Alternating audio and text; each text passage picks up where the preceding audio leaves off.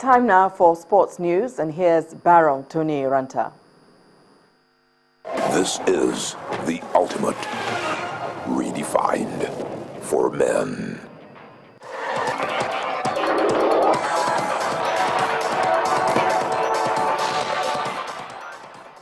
Thank you, Bimbo, and welcome to Sports News. In the aftermath of the Nigeria Women's World Cup team's early exit from the 2015 FIFA World Cup in Canada, the new acting coach of the Super Falcons, Chris Danjuma, has called 35 players to camp in preparations for next month's 2016 Olympic qualifying fixture against Equatorial Guinea.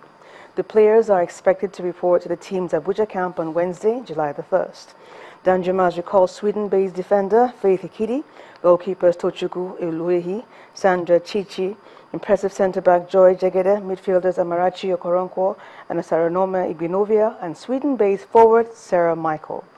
The first leg of the third round of qualifiers will be played in Port Harcourt on the 18th of July, and the return leg comes up in Bata on August 2nd. The world's fastest man, Usain Bolt, has withdrawn from the Diamond League races in Paris and Lausanne next month because of a pelvic injury. Bolt said the injury means he's unable to compete at 100% as it restricts his movement. But the 28-year-old insists he will defend his 100 meters and 200 meters titles at August World Championships in China. The athletics fans will be hoping for a quick recovery for the Jamaican as they anticipate a matchup against America's Justin Gatlin. Tennis and Serena and Venus Williams have withdrawn from the ladies' doubles tournament at Wimbledon. No reason was given for their decision to pull out from a competition they have won on 5 occasions, most recently 2012. The sisters, who were easy winners in their first singles matches on Monday, could meet in the 4th round of the championships. Lucky losers, Misaki Doi and Stephanie Voigt, were promoted to take their place in the draw. Serena Williams fell ill during the second round doubles match in last year's Wimbledon, forcing the pair to withdraw. Meanwhile, world number 2 Roger Federer began his 63rd consecutive Grand Slam tournament with a majestic 6-1, 6-3, 6-3 first-round victory over Bosnian Damir Zumar at Wimbledon. The 33-year-old started off with an returnable serve, threw in some crowd-pleasing volleys before finishing off Zumar with a love service game to chalk up his 74th victory at the Citadel of Grass Court Tennis. The 10th seed Rafael Nadal showed glimpses of his power and determination in a 6-4, 6-4 win over Brazil's Thomas Bellucci. The two had met 5 times previously, and nearest the Brazilian came to taking a set was when he forced a tie-break, which he lost to Love during his first-round defeat at Wimbledon 3 years ago.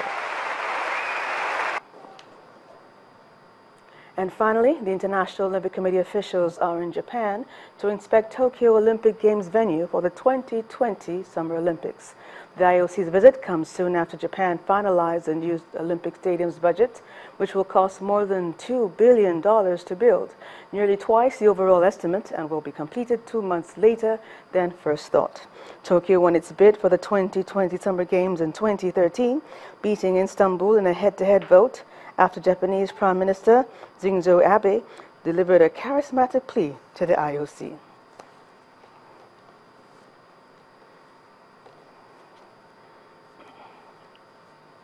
And that's it on Sports News for tonight. I'm Barong Tony Ranta, and Bimbo will be back with a wrap.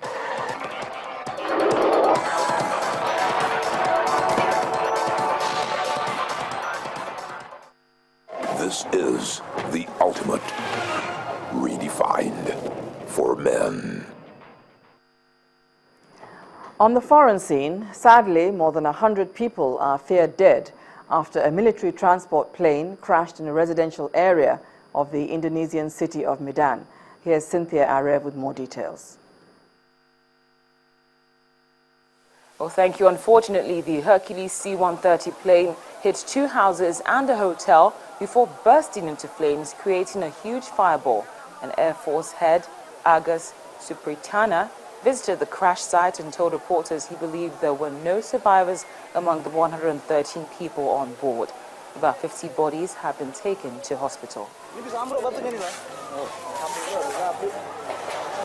Then Iran's foreign minister has returned to Vienna for talks with world powers on the day of a deadline for an agreement on its nuclear program. All parties to the talks say they do not expect to reach a deal by the time the self-imposed deadline expires.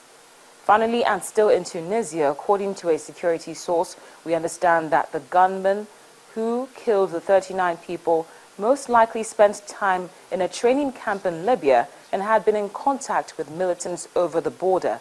The Sousse attacker, who had shown little sign of radicalization by fundamentalist Islamist recruiters, was shot dead by police outside of the hotel.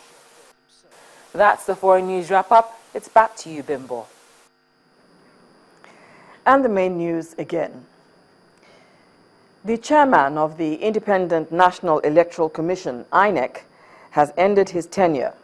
Professor Atahiru Jega handed over to National Commissioner Ambassador Muhammad Wali, but Mrs. Amina Bala Zakari has since been appointed as the acting chairman of INEC. Mrs. Zakari was presently a National Electoral Commissioner at INEC. The Central Bank of Nigeria, CBN, has extended the deadline for the bank verification number registration by 4 months, from June the 30th to October the 31st, 2015. President Muhammadu Buhari has said that the federal government will continue to do its best to ensure that victims of Boko Haram's atrocities receive necessary support. And more than 100 are feared killed as a military transport plane crashed in a residential area of the Indonesian city of Medan.